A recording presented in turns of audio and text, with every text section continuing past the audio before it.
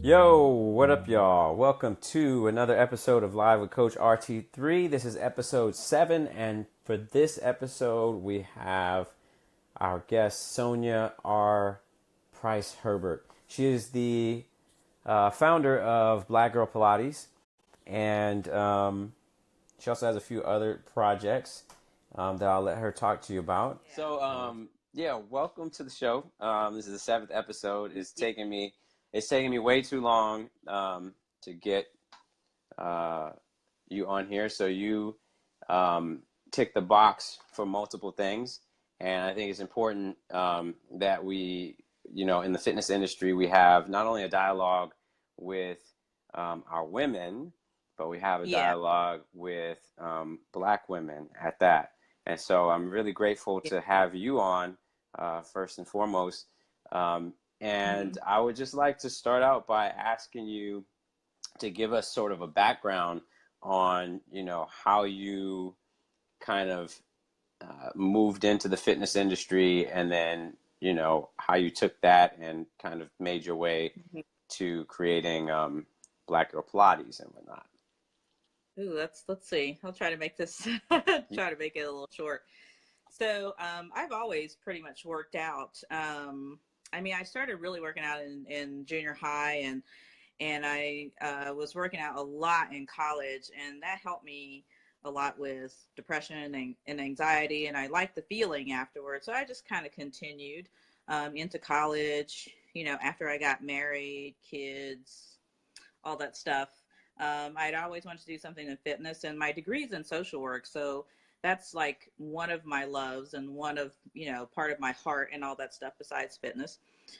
So, but I also am a singer, and so I was pursuing that. Like, I have a lot of love, so I did I'm a not know creative. that. That is. Yeah. hmm I am. Yeah, I'm a Sagittarius. We do everything. Yeah, so I'm extremely creative. I'm a songwriter, and then I write, obviously, and all the kinds of stuff. So when I moved to New York, I was trying to figure out, like, oh, I was pursuing my singing and things like that, and but I also loved fitness, and I kind of really wanted to be in that. I was still in social work. So long story short, I my very last job in social work, which was back in 2011, I lost my job, and at the time I had found Pilates before then, Hmm. just randomly, from my teacher, who was also my daughter's ballet teacher at Harlem School of the Arts, Cynthia Shipley. So that's a shout out for her. She's one of the best in the business. Shout out. Yeah, I started taking Pilates from her, and I thought, well, hell, I'm good. I lift and all this kind of stuff. So, I don't need any of that kind of stuff. And I go into the class totally embarrassed, and I'm like, what is this? It has changed my life. I want to do this. So I kept going, and she encouraged me to get certified. So I got certified through Core Pilates NYC, and then when I left auditioning and doing musicals and stuff like that, strictly for Pilates. When I lost my job, my kids were still, my son was still like a preteen. My daughter was a teenager, and I was also going through a divorce time. So I had to support myself. I had to support my kids. So I was just like, you know what? I was already teaching part-time. Things were going fairly well. And so I just jumped right into it. And I've been in for about 6.5 years, living the hustle life, Hmm. uh, paycheck to paycheck like we do. I don't know why we're making shmoney. Um, we are, but we're not making shmoney. Right. You know, Cardi B shmoney right now. But that's kind of how I jumped into it. And when I started teaching, I started my first classes in Harlem, Hmm. and I switched over to teaching for a friend of mine who had a wellness center in Harlem. My class was going excellent. I had mostly women of color, believe it or not, Hmm. mostly women of color.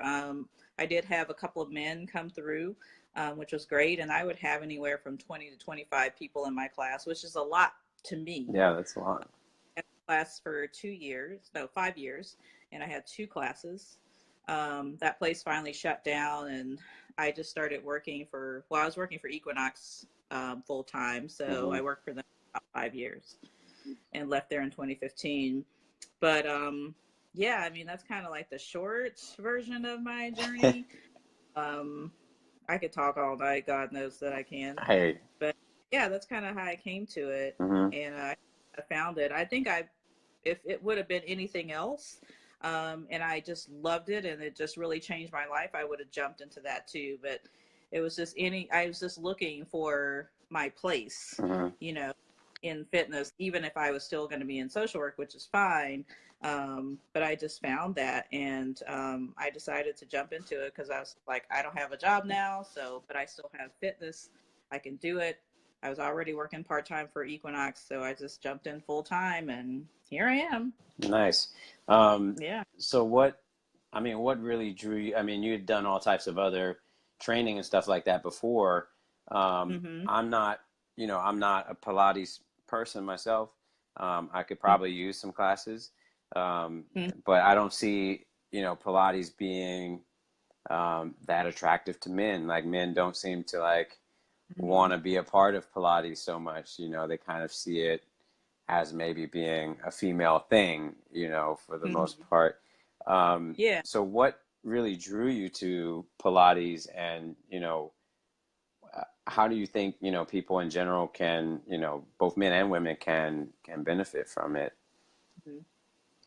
Mm-hmm. I will say this, that in the last several years that men have started to become more interested in Pilates. Mm-hmm. Um, Particularly, you'll see like lots of athletes, they're doing it now for injury prevention. And for me, I didn't really know what it was Mm-hmm. because I was never heard of it. Right. And I was like, I didn't know any black people who did Pilates. And she was the first black female that I had met who actually taught it. So I was like, what is this? So um, my experience with it, I went in not really knowing what to expect, and I thought, oh, okay, it's like about your abs. Everything's about your abs. Stuff about your abs. So I'm gonna walk out with rock hard abs.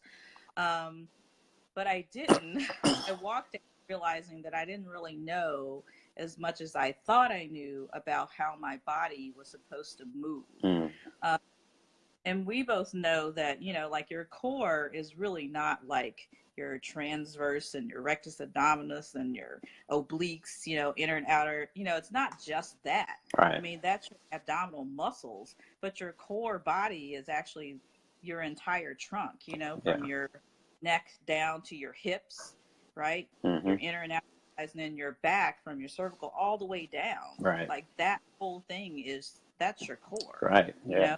And something that I found. I was like, oh, that's really what your core is? Like, I just thought it was like, abs and stuff like that. Right. It's really that. But it's all of that that's connected.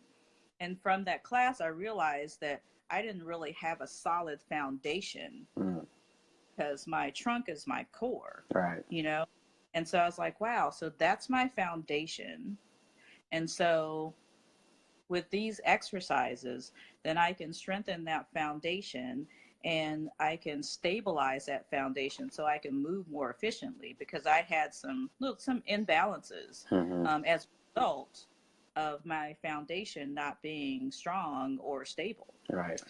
So this was the first exercise method that I was just like, wow. I mean, it really opened my eyes in movement. And I feel like Pilates was basically the first sort of mobility exercise movement, Mm-hmm. I think.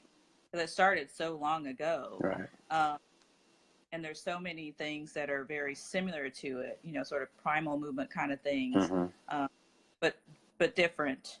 Um, so for me, it was just eye opening because I thought that I knew how to move my body efficiently. I thought that I was doing everything correctly. I thought I was using the right thing when I really wasn't. Right. That muscling through things because I could, Right. because I was strong enough. And even as an apprentice, I still, because I was pretty strong, I could still muscle through things without actually using my core body to move it. Mm.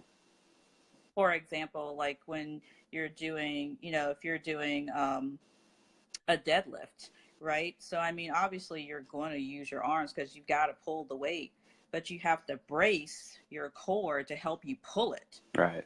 If I don't do that, then I can injure myself. And there's so many times where I probably could have, lifting and doing all kinds of crazy stuff, Right. back.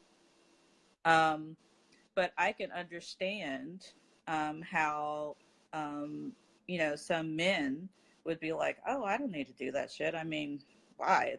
And they get it mixed up a lot with yoga, Right. It's two totally different modalities, two totally different things. Right. Yoga is more of a spiritual thing, and when I go to yoga, I'm there to kind of like get my mind right through movement, through the poses. And we don't have poses. Right. Ours are exercises to strengthen and stabilize the core body, and then we use equipment and things like that. So it's two totally different things. And then because there's so many women who take Pilates, men are, they're least likely going to take a class. There's like, oh, it's just a bunch of women there. So most likely it's probably going to be weak. But then why have to be, if it's women in the class, that doesn't necessarily mean it's going to be weak. Right. Right. I mean, I don't consider myself weak. Right. So, and back in the day, I'll say, I could do more stuff than a man and better than a man could. Right. That's why I buy another man. So I could see where, some guys would be like, well, why do I need to take that and all that kind of stuff like that? And it's just, it's women or whatever. And we could say the same thing, We probably said that about basketball. Like, why do I need to play basketball? Right. Just, it's a male sport. And now, I mean, how many women are playing basketball? Right. And football and all of those kinds of things, Yeah. But it's beneficial in that it helps you learn how to move your body efficiently. And what I tell folks is that Pilates will help you do everything right or properly. You can't do anything else to help you do Pilates better, but Pilates will help you do everything else better. That's a good way to present it. I think that will probably entice a lot of people to go ahead and try it out and test it out. Yeah, but it's also very athletic, and it's it depends on the teacher. It depends on the body in front of me. If I have a very healthy body with not very many injuries and stuff like that, then your workout will be pretty intense, and even the least athletic workout can be pretty difficult. Right. I mean, if you look at some of the videos that I have posted, I'm dying doing those exercises. Yeah. Those are hard exercises, and it looks easy. Right. Just you're doing some of the animal flow things and some of the things you do with the mace. I mean, I'm just like, wow, he just moves with such ease, but then you're like, but I am dying, right. Same thing. Yeah. It's the same thing with Pilates. And until you actually try it with a really good teacher like me, then you'll really understand what the method is truly about. Yeah. Absolutely. I mean, I definitely think, it's one of those things like I think a lot of people don't realize what they're not good at until they get into something that, they're that fish out of water now, and a lot of these different modalities and these different, things from yoga to Pilates to, mace work, sandbag, kettlebells, whatever it is, if you're not really accustomed or familiar, or you don't have, the foundational training in those things, and you come across a good teacher that puts you through the, the fundamental stuff, you'll find real quick that you were not ready for that stuff. No, you weren't. Yeah. And I mean, I taught a class I guess maybe this is almost 2 years ago. I taught a class out in Yankee Stadium Park, which is where Quincy and I usually or we're usually there. It's Calisthenics Park. So it's all the guys out there who, do calisthenics, as well as, some of my other friends, female friends and stuff like that. And this whole group of guys. So they had never done Pilates or anything like that before. So what I thought was a very beginner sort of class because, they never done it before and stuff like that. And it was really hard for them. These are guys who are doing handstands, and I can't even do a handstand. Right. It takes a lot of, core stability and strength, but still, like, there's always something missing. And that's what Pilates, it'll help you. It'll change your life. I mean, you'll find out what your life is really about in a Pilates class. Well, I can guarantee with a really good teacher. Damn it, you just sold me on it. Yeah. You will I'm find sitting your here life. now like, well, I guess I better take a Pilates class then. You will find your life. I'm scared now, though. Thought you could do? Yeah, good. Things that you thought you could do? I'm definitely, I'm intrigued. I'm intrigued and I'm nervous. I feel like I might need it, but at the same time, I mean, you see the stuff I do, and I'm like, dang, my whole dream is going to just be shattered by Pilates. Pilates is going to be like, oh, yeah, that was a nice animal flow. Yeah, that was some nice crawling and mace swinging and stuff, but Pilates. Yeah. It'll tell you all about your life. It really will. People don't believe me, but come take a session with me real quick and see, won't your life change? I had one of my friends from Girls Gone Strong. She did. She edited one of my very first article, and she came, and she's a power lifter, and she had never done Pilates before. I said, "Oh, come in, we're gonna, do it." And she was like, "This was the hardest stuff." She said, "I am so humbled right now. I am so humbled." But I mean, she did a great job. I mean, she's still strong. Right. But then Pilates shows you what your weaknesses really, really are. And you'll just be like, listen, I thought I was really good, but I have some things to work on. So, how did Black Girl Pilates come about? I know there's been you've written some articles regarding it, and there's a lot of stuff going on. Let me just kind of give throw some of my background, with you in there as well, because it's kind of a great segue into the whole thing. I actually was linked to you by Sean from Red Fit, right? But it actually came about because I saw your article from Girls Gone Strong, because I was following Molly, and as well as who else was I following? Anyway, my wife had always been a big fan of Girls Gone Strong for years, and I met Molly in Austin probably about 5 years ago, and they posted your article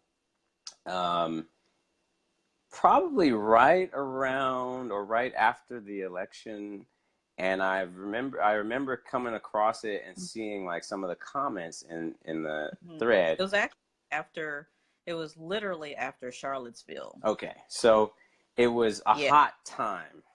I mean, yes, it's still hot right now, but it was a hot time, and I saw this article and coming out of Girls Gone Strong, which I had not, really seen before, and I was like, wow, I'm really impressed by this. And Sean was like, man, we know Sonya, so you should link up with her. And so then I think we became friends on Facebook.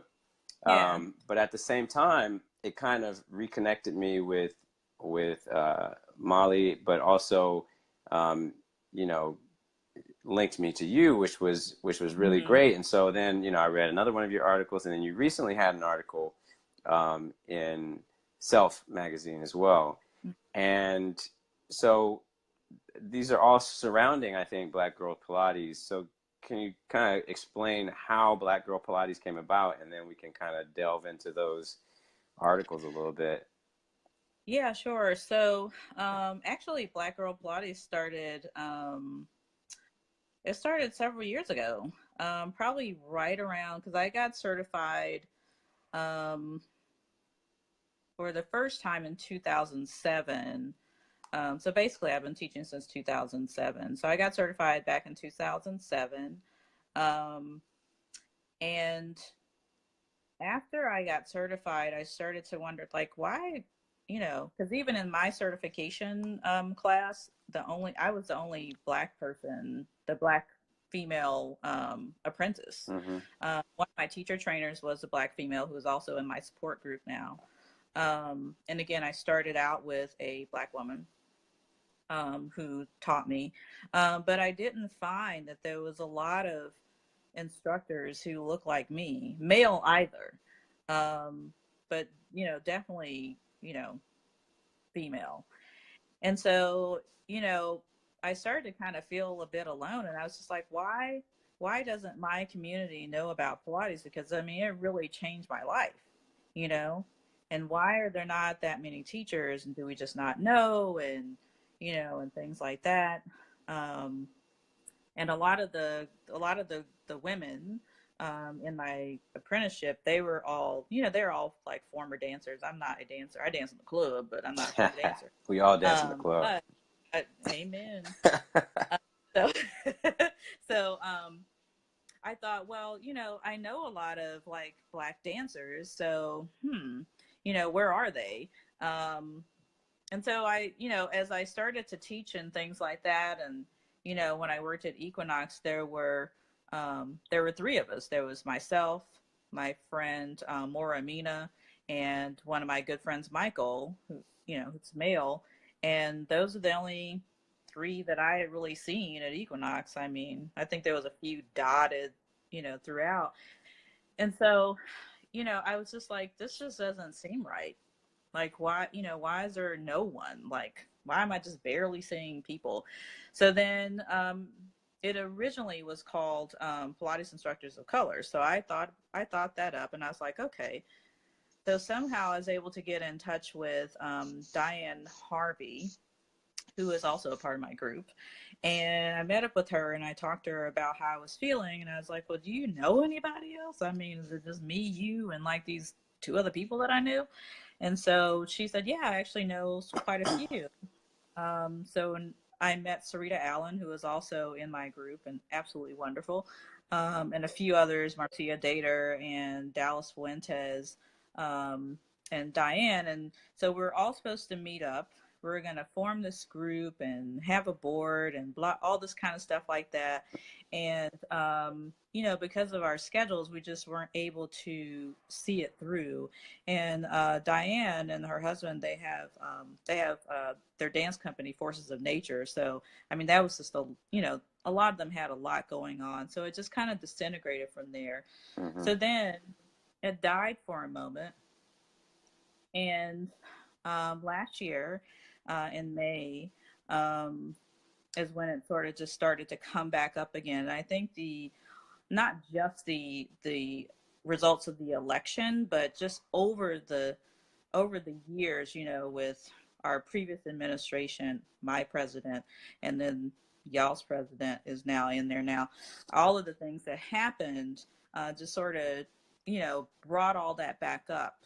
On top of me coming out of a very difficult relationship and trying to figure out what my purpose was. I wasn't sure what I was supposed to be doing. I just felt like I just didn't have an idea what I was supposed to be doing. Like, I loved teaching Pilates. I knew that that was what I was supposed to do. I know that, I'm gifted in other ways, so I just didn't have any direction. And so I was in a very dark place at that time, very depressed, very anxious, but still, trying to do my thing. And, my prayer to God was, what am I supposed to do? Because I don't really know anymore. I don't Right. know what my purpose is. I don't know how I'm supposed. I don't know what I'm supposed to do. I don't know what people I'm supposed to effect. I don't know. Right. So, um, my prayer was answered, and I started to think again about, being alone in this particular method, um, and also knowing that um, we were a part of making the method what it is, and I'll elaborate on that Mm-hmm. in the. So I sat on my couch and I said, you know what? I'm going to reach out to a few of my friends on Instagram who I found are Black female Pilates instructors, and I'd say, hey, do you know any other Black female Pilates instructors? I'm thinking about starting the support group, and I want to, just specifically have it for Black and Afro Latina um, female instructors. Do you know any? So she's like, yeah, I have a few. So she gives me a list. She tells me about another friend of mine who um, had tried to start something similar, but just kind of disintegrated again. And so I reached out to her. She was also part of my group, and she gave me a couple of names. And from there, that day, I came up with 50 people. Wow. So then I started following these 50 people, and I started the support group. I added my friend Mickey. She's Mickey Fit on Instagram. So she's also Mickey Price, which I think that she and I are related. So we don't. My Maybe. cousin just joined in watching he's Adam Price. So I'm like, the whole family is here. Yeah, he might. Yeah, he might. I wouldn't be surprised. There's not a lot. There's not a lot of Black Prices that is. So, so I started the group, and that day I think I probably got 30 to 50 women in there. Maybe not quite 50, but I just started following people. I started adding them in the group. I came up with, kind of the mission and the vision. And probably that was May 27th of 2017. And by the middle of June, I probably had like 80 people in the support group, which is, that's pretty fast. And we just started talking about like our experiences in Pilates studios. Um, and, like where we were certified, and just kind of getting to know each other. Mm-hmm. And again, what our experiences were as Black women, Mm. working in what we consider, and it is, a very whitewashed method, and being the only one in the studio, or maybe one of two, Right. Not having any Black clients at all. Right. So um, we keep, talking and all this kind of stuff like that about experiences, keep adding people and things like that. After then, well, actually, I'll double back a little bit. So I met this amazing woman named Catrice Jackson, Mm-hmm. and I don't know if I talked to you about her, but she also, I met her through Jennifer Volgensagen. I hope I said your name right, JVB. But anyway, so I'm going to call her JVB. So JVB puts up this post on Facebook about Catrice, and that she did this workshop that changed her life completely. And Catrice does workshops for white women specifically to deal with ingrained white supremacy and racism and privilege. And I mean, she delves pretty deep. And so I was like, wow, for her to put something up like that, like, who is this woman? Mm-hmm. So Catrice and I become Facebook friends. And, I tell her a little bit about what I want to do. And this is before I actually add these women in. And so I said, this is what I want to do. And this is why I want to do it, because I feel alone. And I know there just has to be, I hope, some other sisters out there. And so she strongly encourages me to do it. She said, do it and Mm-hmm. create this that that's needed. So I created the space with her encouragement and inspiration. So now we fall forward. And she actually says, she said, yes, I've been working with a lot of the women from Girls Gone Strong. I've been working with Molly and Jennifer and, Jen Sinkler, who I will see this weekend. Mm-hmm. Um, and a couple of the others, and they've made some major changes on the platform. So I was like, great. And she said, well, by the way, they're looking for some women of color writers. And she said, because I mentioned to her, that I like to write, and she's like, they're looking for some writers. Would you be interested? And I was like, absolutely, because Mm-hmm. I've been following them for years, Right. And so she said, okay, well, I'll reach out to Molly, and if you don't hear from her, let me know. So I'm like, okay. The very next day, I get an email from Molly, and I get an email from, at the time, Yvonne. That's my homegirl, Mm-hmm. and who else was? There was another girl. I think it was just Yvonne. So they reach out to me, um, and we just kind of talk about. They're like, well, what would you like to write about? And I said, well, what I'd like to write about is I don't see very much Black female representation in fitness, period, at Yeah. all. Yeah. Um, and this is just across the board. It doesn't matter what you're teaching or instructing or whatever. I said, I just don't see it. I Mm-hmm. didn't see it. I was working in a big box gym. We dotted everywhere. I don't really see it on Instagram. I do not see us on the front of magazines. Rare. You do, but not as much. And if you do see a Black female on the front of a magazine, it's because they're either Serena Williams or they're Venus or, Right. maybe now whatever. But I mean, you don't really see that much. Right. And you don't very much in, and definitely in the magazine that, is specifically for what I teach. It's rare. Well, and that's another story. But so they said, this sounds great. Let's do it. So I write the article, and we're going back and forth with edits and all this kind of stuff like that. Um, and once we finish the article, it's literally that weekend, or that week. I think it was maybe like on a Thursday or Friday. I can't remember exactly when Charlottesville happened, but we Mm-hmm. had just finished it. And so Molly and Yvonne reach out to me and say, listen, we want this article this is an amazing article. And it is. It really was. Yvonne did an excellent job, and I actually did an excellent job myself. Um, they said, we want this article to go out now. So it literally went out, I think, that Monday or Tuesday after everything happened.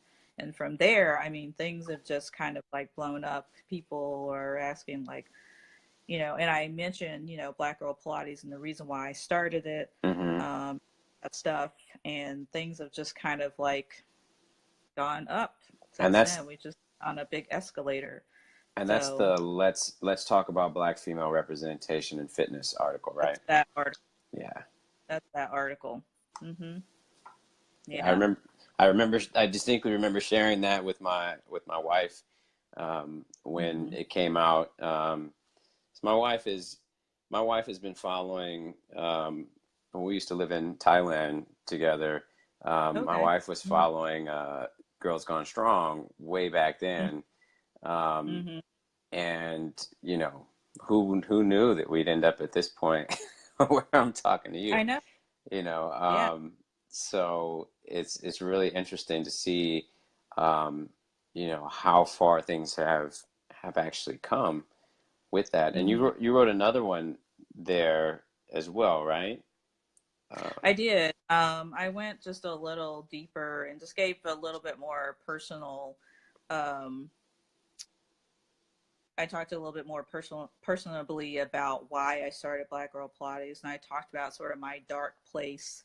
And um, I think typically great things come from a dark space, Mm, you know, because there's you're at that time you're kind of in a very selfish mode, you know.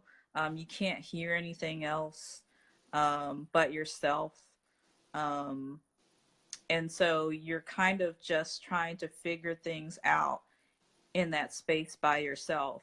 And I think that in those dark times is when the universe or God or whoever you believe in, if you believe in anyone or even yourself, that's when you can really speak the most. That's mm, when I think, start to receive the most. And in that dark time in my life is when I was able to kind of um, to start that. You Mm-hmm. know, that was kind of like it literally was it opened it opened the clouds. Right. Um, and every day that I go into my group, we now have 193 women um, in the U.S. and abroad. Mm-hmm. Every time I go in the group, and I see all of these amazing women and what they bring to this method, um, how talented and beautiful and proud they are of being Black women. It's just, you know, it's it's overwhelming. I mean, to the point every time I talk about them, like I get emotional because um, they're literally like it's as if I they're my lost sisters, you know, like and I found them. Have you ever? I know you've. Well, if you haven't, then I'll have to take your black card. But you've seen, you've seen Not my my three. black card. Yes, yes, I've had it taken a couple of times. But you've seen the color purple, right? Yeah.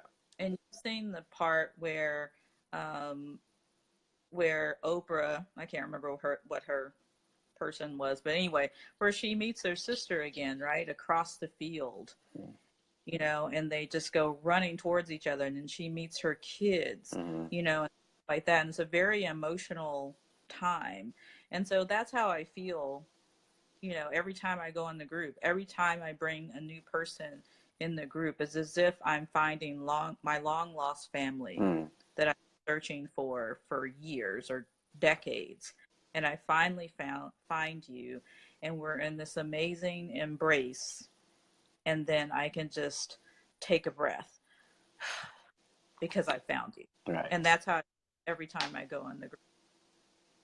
So, and that's just how special it is and how special a space it is Mm. um, for me and these women. And, you know, I'll go on record to say, which I'm not afraid to say, that my group, there's no white people in my group. And I have no, um, I, I don't really care about not, you know, that's the case. I specifically have that group for them. So it's a safe space so they can talk about what it's like to be a Black woman in Pilates, in fitness. And we don't just discuss Pilates, we discuss a lot of other things. Right. We talked about Charlottesville. I asked the women in my group, how are you doing? Because we had to walk into studios the very next day Mm-hmm. and teach people. I mean, those are interesting things in general, right? Because I mean, I think like as coaches of color, um, Mm-hmm. or as professionals in general in life, right? Yeah. When you're a professional, usually the space you walk into on a regular basis is full of people who don't look like you, and you Mm-hmm. know, and you know, predominantly, right? And so you Yeah. know, most of the time you're going to spend your time trying to explain yourself or trying to explain, you know, trying to help somebody understand. And it's like, Mm-hmm. you know, it's like you should already understand. Um, Right. and I shouldn't have to fill you in on the details. It's all right there in front of you. Right. But secondly, you know, any professional that walks into work the next day after these sorts of events, after Mm-hmm. Trayvon Martin is killed and this man gets off, after Tamir Rice, you know, Mm-hmm. is just rolled up on and shot. I mean, a child, you know, Yeah. the demonization and the vilification of people who look like us, Sandra Bland, Mm-hmm. and to hear people make these statements of, well, they shouldn't have this or well, they shouldn't have that, and I'm like, I wear a hoodie to work every single day. I'm a Yeah. fitness professional, you know. Yeah. So if you're gonna telling me that I shouldn't be wearing a hoodie is no different than telling, you know, my sister over there who has been violated, that she shouldn't have been wearing Mm-hmm. that short dress. Right. And see, so Yeah. so for people, it's like it's hard to go into a space and have to keep all that, inside of you during that time frame. I mean, for me, I'm fortunate enough to live in San Francisco where people get it, or at least a lot of people get it. Not everybody gets it, but a large percentage of people get Mm-hmm. things. Um, Yeah. so I'm fortunate, but Mm-hmm. there's a large space across the country where, that's just not the case, and across the world where that's just not the case. Yeah. That's very true. Uh, That's very, very true. your on that topic of your group being Mm-hmm. unapologetically an unapologetic black space, um, you've had to clearly deal with people deeming that as racist, right? And so Yeah. that article itself was kind of a response or an explanation, correct? Yeah. So that came about. They recently did a whole uh, a week on like race and wellness, and it just wasn't, specifically like black people or whatever. Right. So during their research, they found me and they found my article on Girls Gone Strong. Both of them, they read through them, really liked it, and they asked me if I would contribute, that specific week. Um, so we went through, it was a very quick turnaround, very, very quick turnaround. Um, so we went through titles and things like that. And so this one in particular stood out. Um, and I was just like, and they actually just kind of I gave them, I pitched titles and then they pitched titles back to me. And that particular title was one that they pitched back to me. And I was like, I like that because it's very like in your face, we're not bullshitting, whatever. Hope it's okay to curse on here. I've been cursing the Yes. entire time. But Be it's authentic. very like in your face and you know, it popped and I was like, that's exactly what I want. I want that title. So there I was. I had, I think, maybe a little less than a week to get them a draft. Um, and so got them the draft and we I think we got it up that Monday, maybe a couple days later, then it went up on the site. But I was very happy. I was very happy with that article because that's basically what I've experienced, with this group that, oh, you're being racist, you're being divisive, why can't we be a part of it? Well, I mean, first of all, why would you want to be a part of it? And, there's so many other groups out there. I mean, I'm a part of several different Pilates groups and fitness groups, where it's everyone, but I can't talk about what I go through in, you know, fitness spaces and Pilates spaces in that group because there's a lot of people in there who are just totally not going to understand or want to hear it because they want Right. to talk about unicorns and rainbows. That's not what I want to discuss. So that's why, therefore, my group, the women in my group, deserve this space to be able to talk freely Hmm. about what it's like to be a black woman in fitness, period. It's not divisive, it's healing.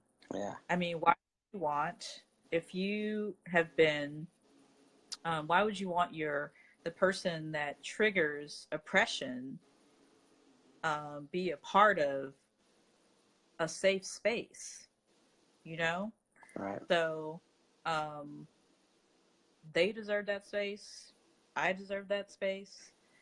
If I want to go and see everybody else, there's plenty of other forums to go and do that, and we can talk about those rainbows and unicorns. Yeah, I mean But the default space is already there, right, so like so by default yeah, we live in a Eurocentric um society. So mm-hmm, I mean, and yeah, fitness is no different, right? Fitness, I've had this Oh, absolutely. discussion with a lot of people of all different ethnicities of how Eurocentric the concepts in fitness are.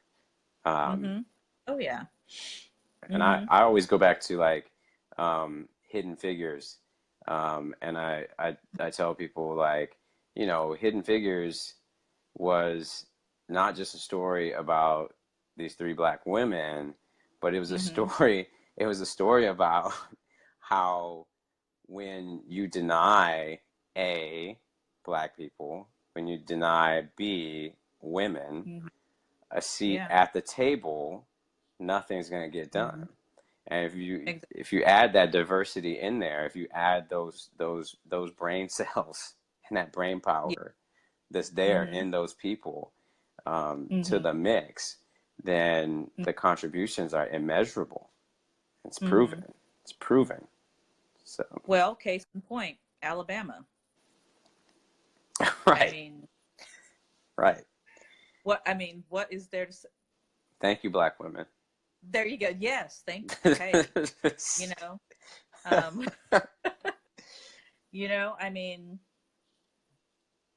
I mean, it's and it just because we're in fitness, it doesn't mean that we don't discuss these kinds of topics. And I know you and I have had conversations you know, offline, so to speak, about fitness and you don't just walk in and work someone out. I mean, I was giving an example to someone the other day about, so imagine if you were, here you are, and you're a white male or you're a white female, and you have a black client who walks in immediately after a shooting of a black person or child, or Charlottesville, or immediately after the election.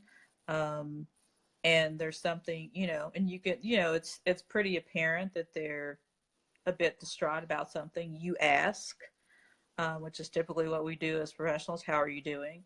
And that person is, they're honest with you, and they say, I was really affected by what happened in Charlottesville. mm-hmm, It really scared me. I was thinking about not coming today. Then mm-hmm. how are you going to respond to that? Oh, okay, well, sorry about that, and then start working out. I mean, I like, mean, do you feel like, I mean, you know what I'm saying? it's So that's true.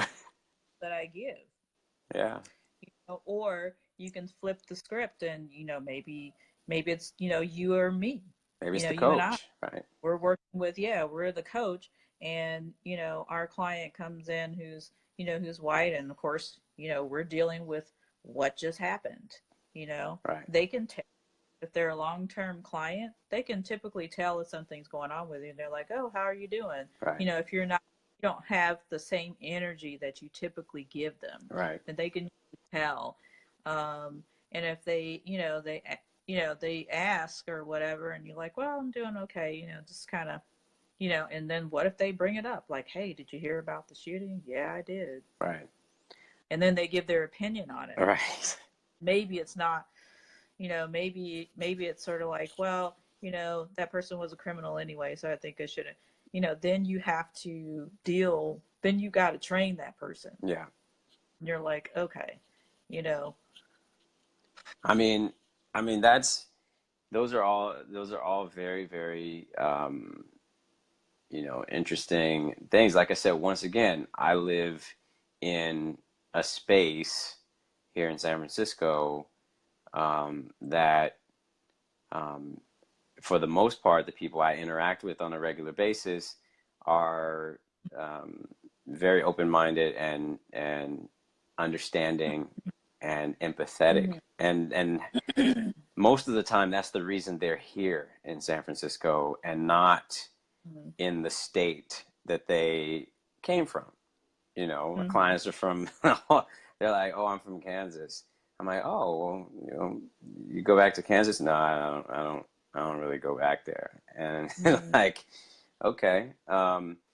But the thing, like that very example, you know, I had been pulled over one morning on the way to train a client.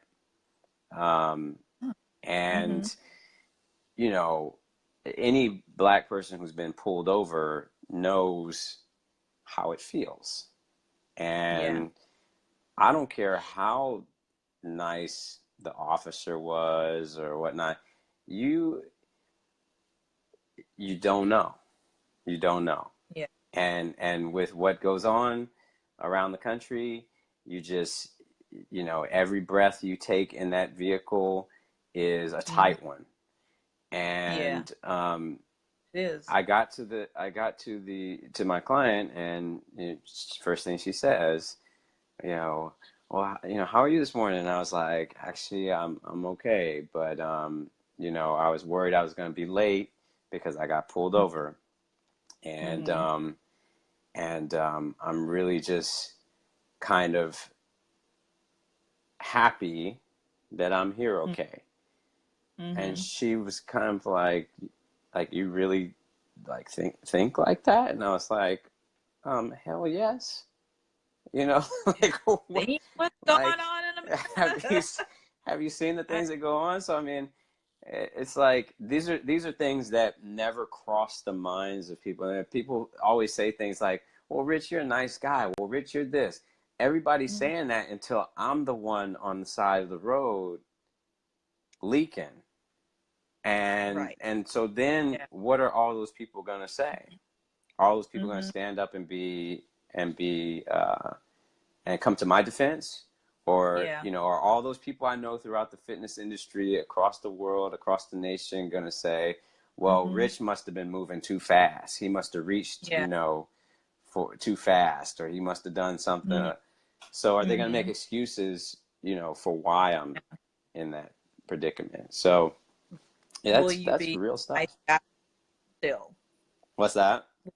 I said, will you still be that nice guy that they said you are? Right, right. You know?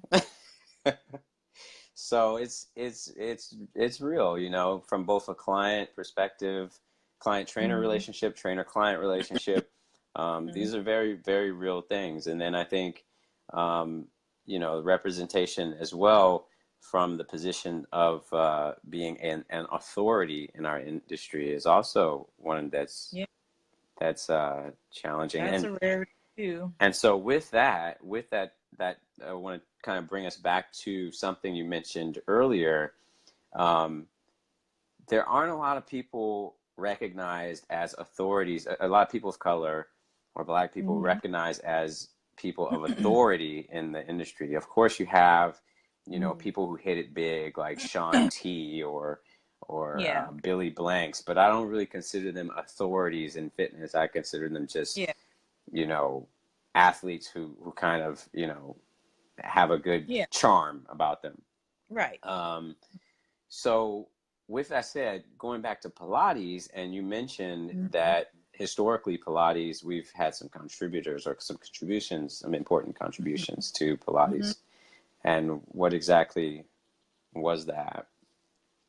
So we have in Pilates what you call elders.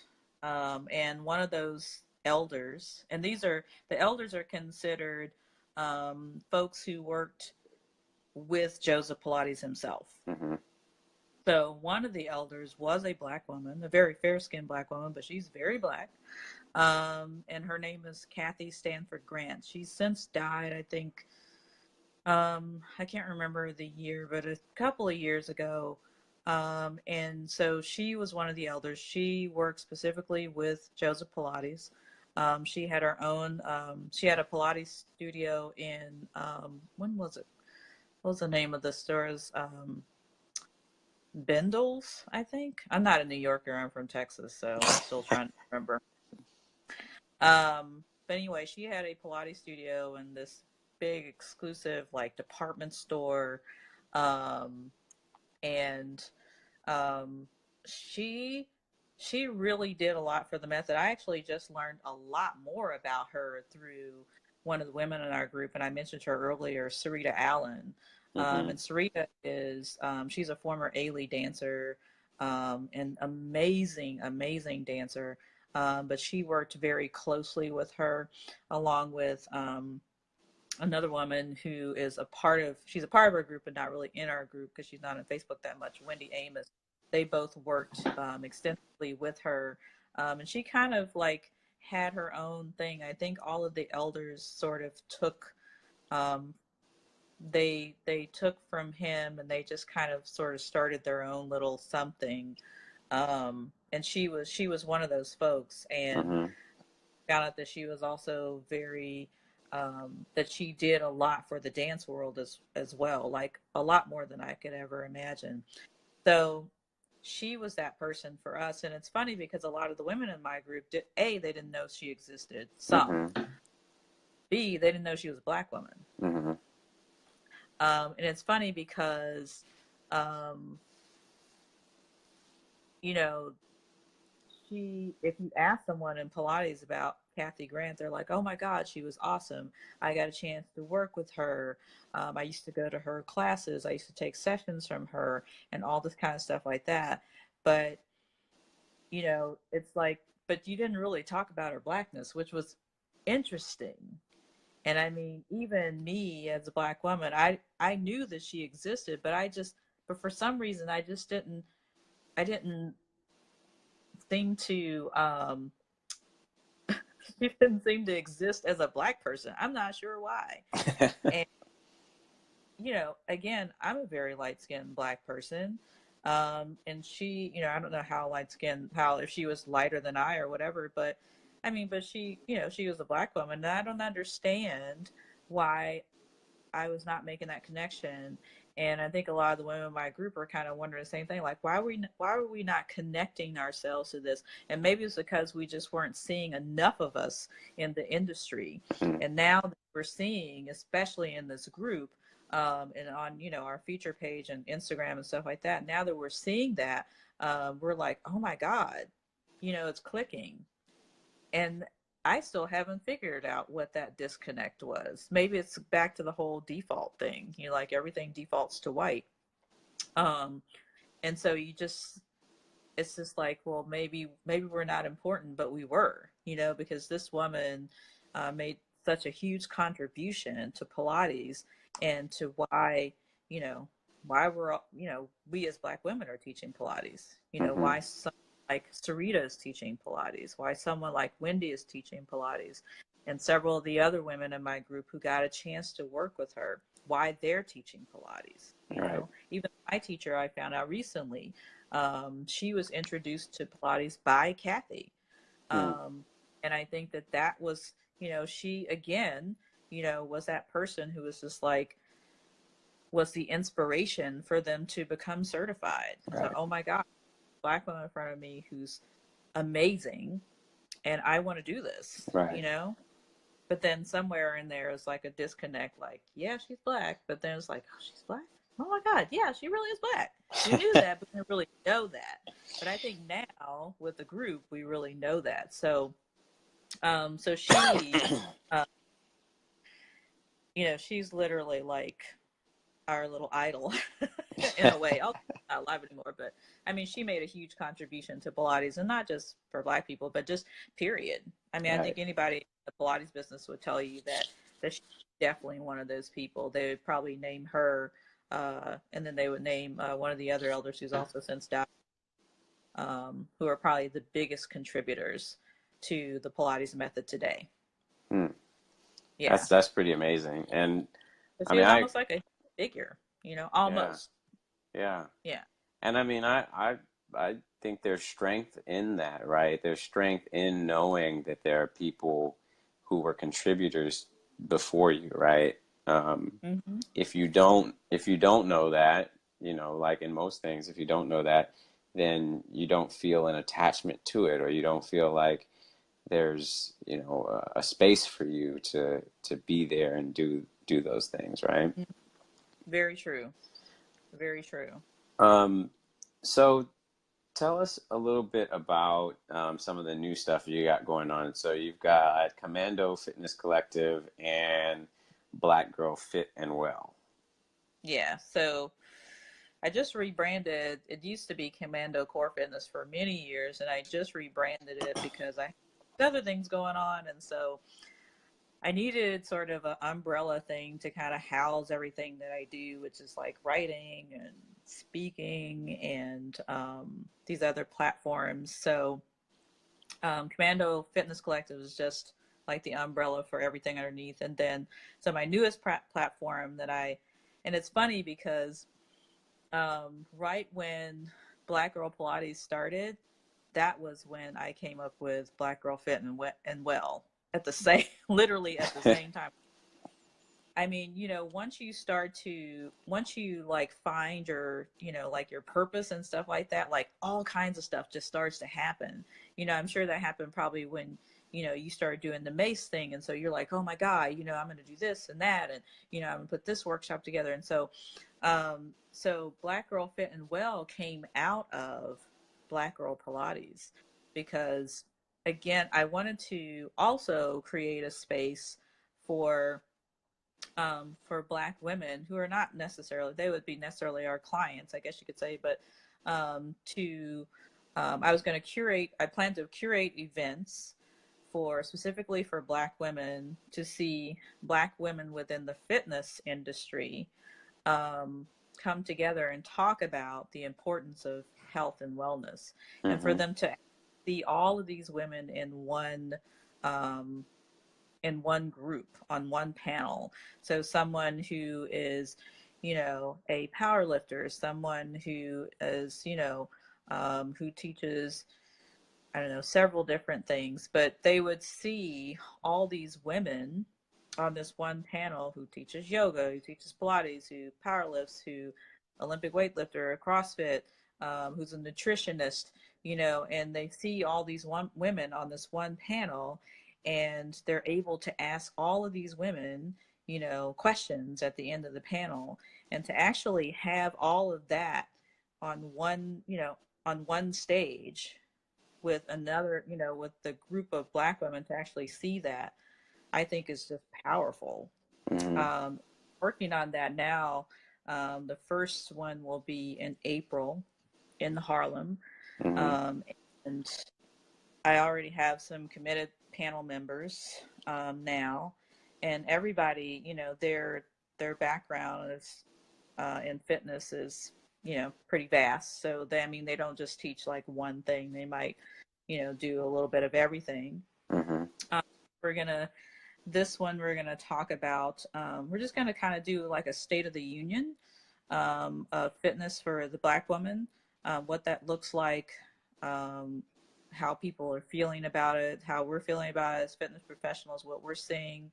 And we're also going to talk about self-care for the Black woman, what that looks like for us, which is totally different.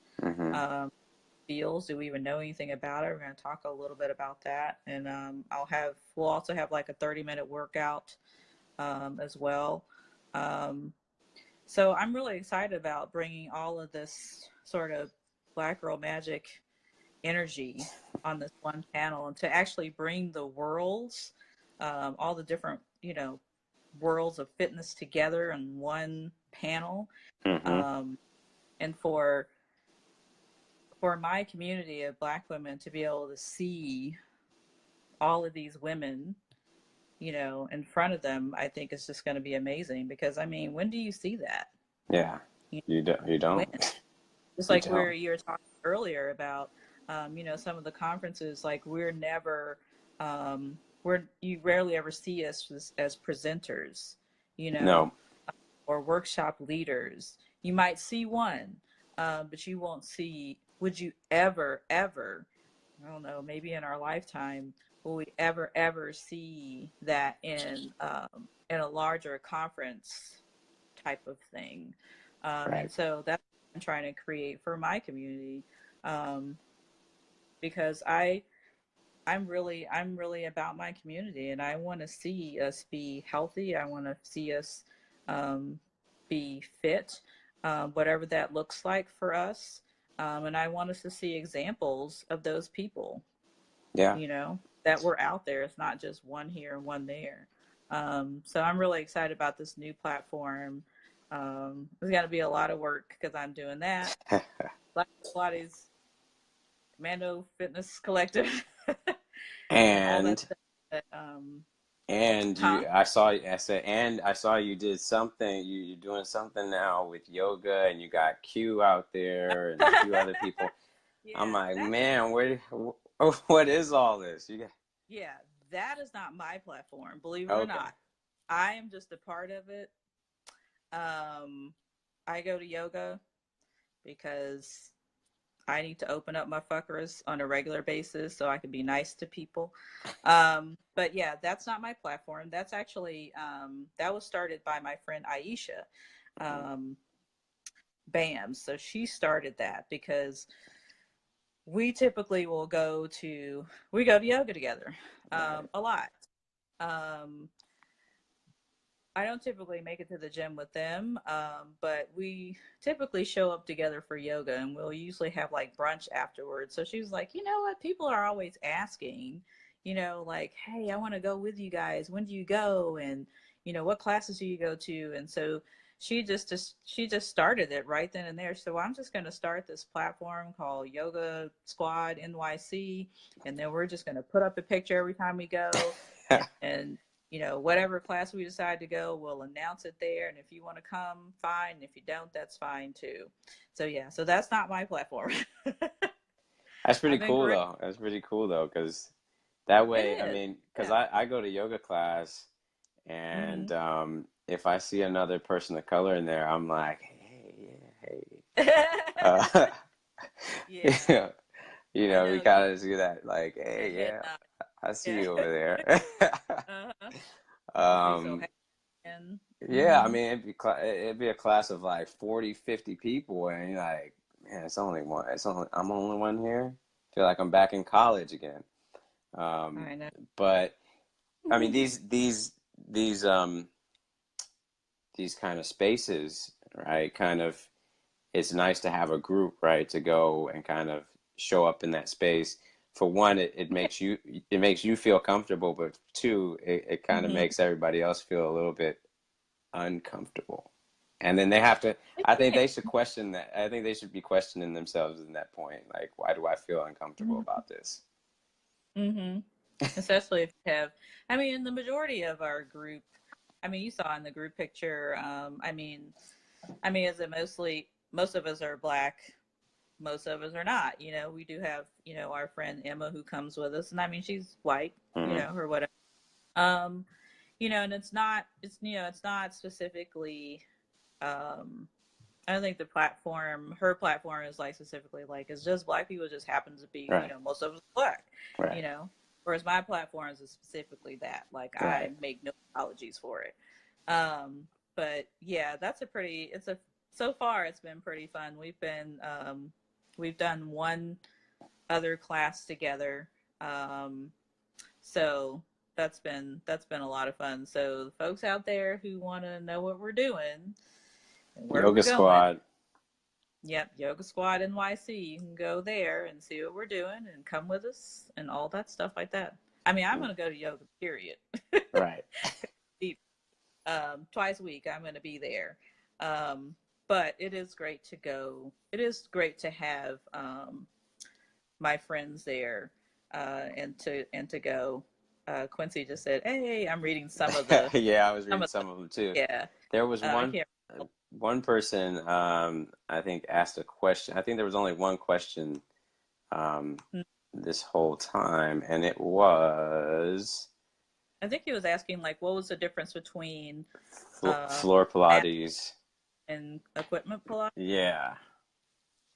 I don't even want to say it's like night and day, but if you've only done mat Pilates, which is basically how I started, once you hop on um, the reformer or the chair or any of the other pieces of equipment, then your life will change drastically. I mean, you think that you know, but you don't really, really know until you actually use the equipment. It will change your whole life. I mean, you will find every bit of your life on a piece of equipment. You really, really will. You think that you really know because you've done mat classes, and then you get on that reformer and you're like, oh, I really don't know. you know. Um, but I mean, it's spring resistance. So I mean, you're working against the resistance. Mm-hmm. The resistance is also helping you. Whereas on the mat, of course, it's just all you. Right. Unless we give you, like another like prop, like a magic circle, or weights. I mean, we don't use like heavy weights because then that's a lot of weight on your spine. Mm-hmm. So we usually don't go above 5 pounds, and stuff like that. Not because we're trying to be, we don't want our muscles to get bigger, but you also have to think about the type of exercise that we're doing, and the amount of weight that you're putting on your spine. So in those particular exercises, Mm-hmm. so you're not have like a 40 pound, 240 pound dumbbells in your hands while you're back reaching your arms for it. It's just, it Right. wouldn't make sense. So the spring resistance is what helps to challenge your core, and helps to stabilize it. So you're resisting against those springs, and it can be hard. You think that you can, oh, it's no problem. No, it's not what you think. Yeah, it's not like, leg press. You Right. know, a spring is different than the leg press. It's totally different. Oh, for So you sure. really got to stabilize. For sure. Yeah. So. All right. Well, we've come up on our hour here, and actually hour 15. We're trucking here. We're about Yeah. to jump into another hour. I know. We're gonna have to do a Yeah, part two at some point. I know. Catch up after your events and whatnot, Mhm. and recap. But I really appreciate you taking time this evening. I know it's pretty late on the East Coast there. Um, Yeah. Appreciate you taking the time and having this chat with me this week. Hopefully, those that viewed got a lot out of it and got a little bit of understanding and challenged themselves Hmm. mentally. And yeah, really appreciate it. Yeah. Thank you for interviewing me. I feel honored, that you brought me on and all that kind of stuff like that. And I love talking about Black Girl Pilates. Again, it's they're an amazing group of women, and I don't have any other words to describe how amazing they are. That's my word, I guess. Um, and I'm always happy to talk about it. Um, oh, that's one of my brothers on there, Ed Duffy. We have brothers, by the way. We do. They're not in our group because it's specifically for females, but we do have brothers, and Ed is on here. He's an amazing Pilates instructor, and we do feature them from time to time. So you'll see them Nice. from time to time on our Facebook, on the Instagram, um, and I was going to mention too, just in the end about the we do have two groups, which is the support group for Black female Pilates instructors, Mm-hmm. and then now have a new group which is specifically for Black women who are really interested in Pilates. Maybe they don't know much about it, and there's 4 moderators who are 4 women from the instructor support group, and then I'm also there too. And so they can come in and kind of like talk to us about Pilates, or maybe they can find out where there's, a studio nearby, that's maybe owned by, one of the women in our group, or where they can find a class Mm-hmm. that's because sometimes we just want to we want to be able to feel comfortable in a space, or it's like, hey, let me find somebody who looks like me and I want to go to their class. How do I find out more about Pilates? What is it? Oh, I take classes, I live here, is there a place nearby? Things Mm-hmm. like that. So you have that support group, and that support group is called the Black Girl Pilates Tribe. Mm-hmm. So go on the Facebook, and they can go to groups, and there's the 2 groups, and the one that fits you the best, then you just go and you request to join. Cool.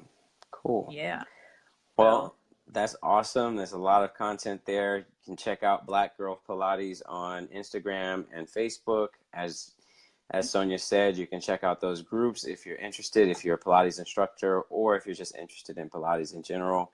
And Sonya's information will be all in the details and bio. This will be up on YouTube within the next few days, hopefully.